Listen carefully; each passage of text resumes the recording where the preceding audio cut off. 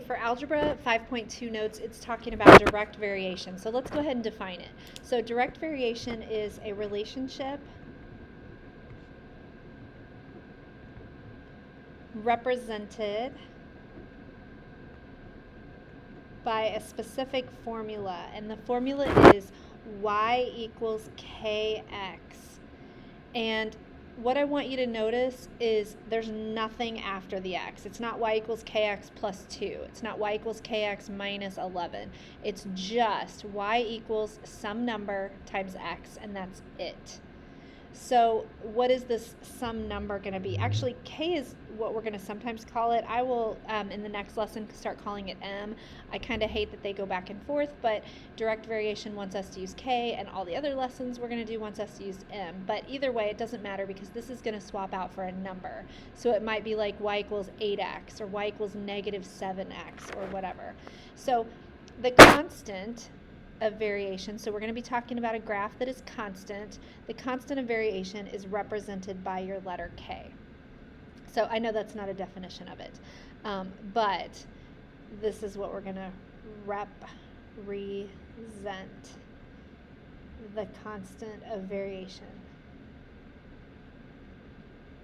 Okay, so when we talk about the constant of variation, it's what each x is multiplied by to get the y. So the constant of variation, we're going to represent it with a k.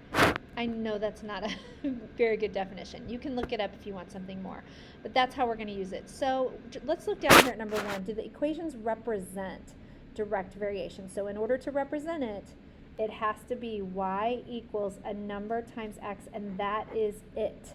You can't have anything else after it. So let's get y by itself. Y has to be by itself.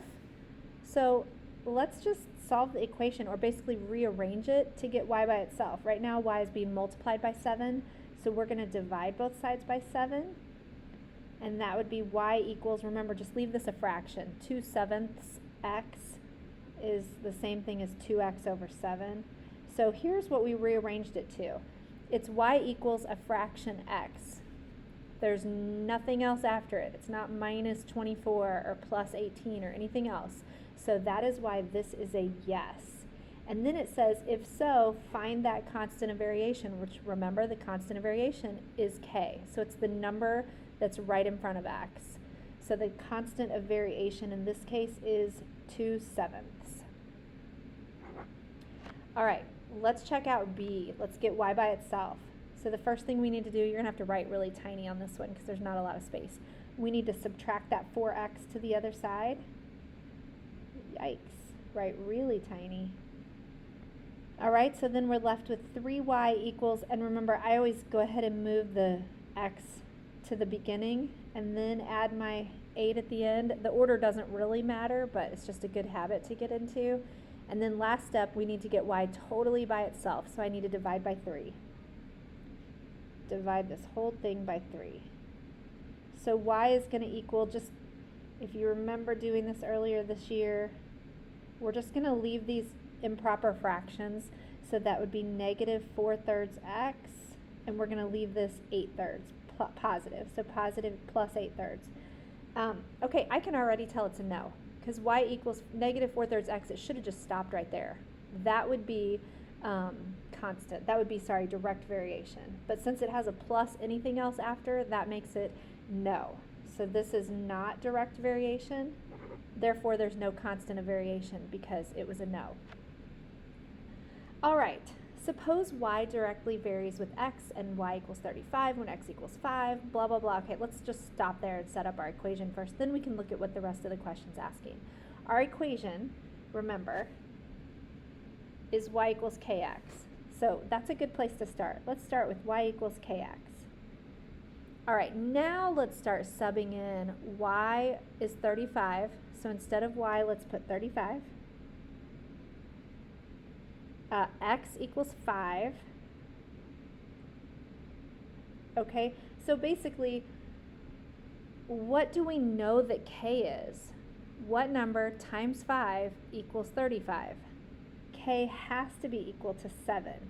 So if k equals 7, then now I can go rewrite this original equation, but instead of k, I know that it's 7. So our direct variation equation would be y equals 7x. This is my direct variation equation. That's the first one. That's the first question it wanted.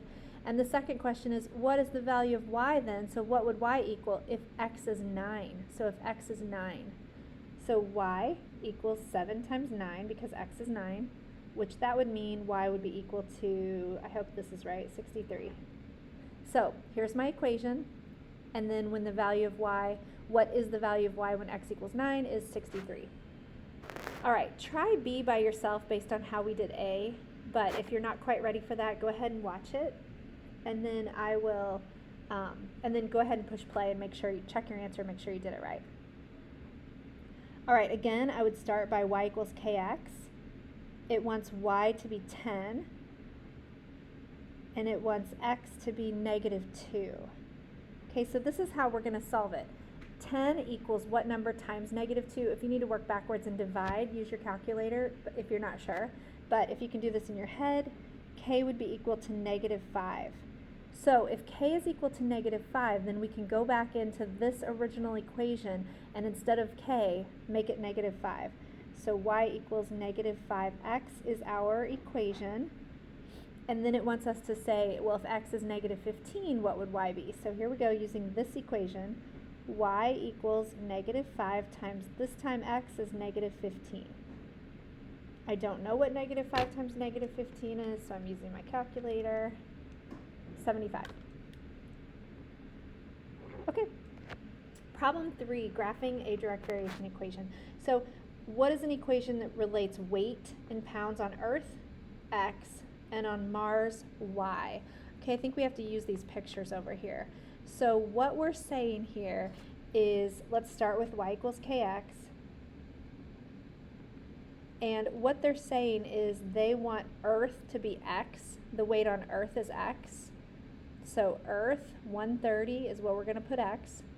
So k times 130. And then it says, what does it want y to be? The weight on Mars is y. So the weight on Mars is 50. So this is how we are going to find what k is. I don't know what 50 divided by 130 is, so I'm going to use my calculator. And it is a long irrational number, so we're going to, let's call it 0.38. We're going to round it. We're going to say it's about 0.38. So k, and I'm going to use these squiggly equals because it's not exact, it's about 0.38. We're going to use 0.38 for today. So our equation would be y equals 0.38. I almost put k, but I need that to be an x. Here, I'll just rewrite it. Y equals 0.38x. All right, now that we know this is our formula, we could go ahead and make a table and a graph, and I went ahead and just copied the one from your book because they are such weird big numbers, and to find a graph this specific size was going to be difficult. So, but here's what they did. They said if you weighed 0 on Mars, you would also weigh 0 on Earth because, sorry, I got my x and y mixed up. If you weighed 0 on Earth, you would weigh 0 on Mars because 0 times our 0.38 is 0. If you weighed 50 on Earth, you would only weigh 19 on Mars because, again, we're taking your 50 pounds and multiplying by 0.38, and so on and so forth. And so how they're doing this is they're going 0, 0, and they put a dot at 0, 0. 50, 19, so they went over 50 to 19 and put a dot. 138, 100, up to 38, put a dot. 150, 57, put a dot. So you can take our information from our table and turn it into a graph. All right, on the back, a key concept that you guys need to know is that when k is larger than 0, it's going to be positive, which is a graph that goes uphill. We kind of learned that from Slope Dude already. If our constant is negative, if it's less than 0, it's going to be going downhill from left to right. So we kind of already know that, but there's your quick reminder. Positive, negative. Either way, though, here's what you should notice. They're both going through 0, 0. So they're constant. If we're talking about direct variation, that means it goes through the origin, and it's either a positive number going up or a negative number going down. All right. If I give you a table and I want to know if it varies directly with x, yes or no, and then write an equation, here's the best way to do it. I don't know if you guys remember this from last time, but what you need to know is that y is over x. Rise is over run. So y over x. So we're going to turn each of these into a y divided by x, y divided by x, y divided by x, and see if they are constant. So here we go. 6 divided by 4. 6 divided by 4 is 1.5. All right, let's keep going. 12 divided by 8. I know that is 1.5. Check it on your calculator if you're not sure. 15 divided by 10, guess what? Is also 1.5. So since these are all constant, this is a yes, and our equation would be y equals 1.5x. So our direct variation equation is that each of these x's gets multiplied by 1.5 to become each of these y's. 4 times 1.5 is 6. 8 times 1.5 is 12. 10 times 1.5 is 15. All right, either pause the video and try B on your own, or I can do it here with you. 3.2 divided by negative 2 is negative 1.6. 1 divided by 2.4. Sorry, I flipped those, didn't I? It's y over x. 2.4 divided by 1. Anything divided by 1 is itself, which means it's 2.4. So I can actually stop there. I know that these are not constant, so this is going to be a no. All right, try C. Let's look at C. You can try it on your own, or I can do it with you. So don't mess up like I did. Y divided by x. Rise divided by run. 2.25 divided by negative 3 is negative 0.75. All right, negative 0.75 divided by 1. Anything divided by 1 is itself. Negative 3 divided by 4 is negative 0.75. So this is a yes, and my direct variation equation is y equals negative 0.75x. Each of these gets multiplied by negative 0.75 to become this. All right, the last section is you try. I think it's really important that you actually do try these, so please push pause on the video and try them on your own. If you're absolutely not ready, I'll go ahead and work them out with you.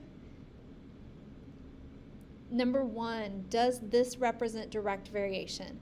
So let's take this off to the side where I have more room, and let's get y by itself. So 6y equals 18x. We need to get y by itself. So divide both sides by 6. Y equals 18 divided by 6 is 3x. So if y equals 3x, then that means it does. 3 is the direct variation. So yes, and the direct variation is 3. All right, the second one says, okay, so suppose y varies directly with x, so I'm saying it does. So here's our first equation, y equals kx. And then it says here, let me get rid of this section, so I'm keeping organized here. And then it says if y equals 30, so my y I want to change to 30, and x equals 3, so I want to change my x to 3, then what would be the equation? So I know that 10 times 3 is 30, so I know that k has to equal 10. And if you're writing it into an equation that looks like this, you need to do y equals 10x.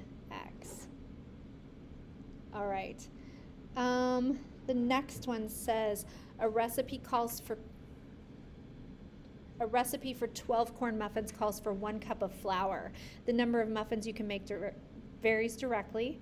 And you have 2.5 cups of flour. How many muffins can you make? So what I know is that means my direct variation equation is y equals 12x. And I know that if x is my flour, then I want to do 12 times 2.5 or 2.5. 12 times 2.5, oops, is 30. So I can make 30 muffins. All right, and then the last you try was, again, dividing my rise by my run, my y's by my x's. So 1 divided by -2 is just -half. -1 divided by 2 is just -half. And -2 divided by 4, that's a fraction that simplifies to -half. So the answer is yes, this is direct variation. And my equation would be y equals -half x.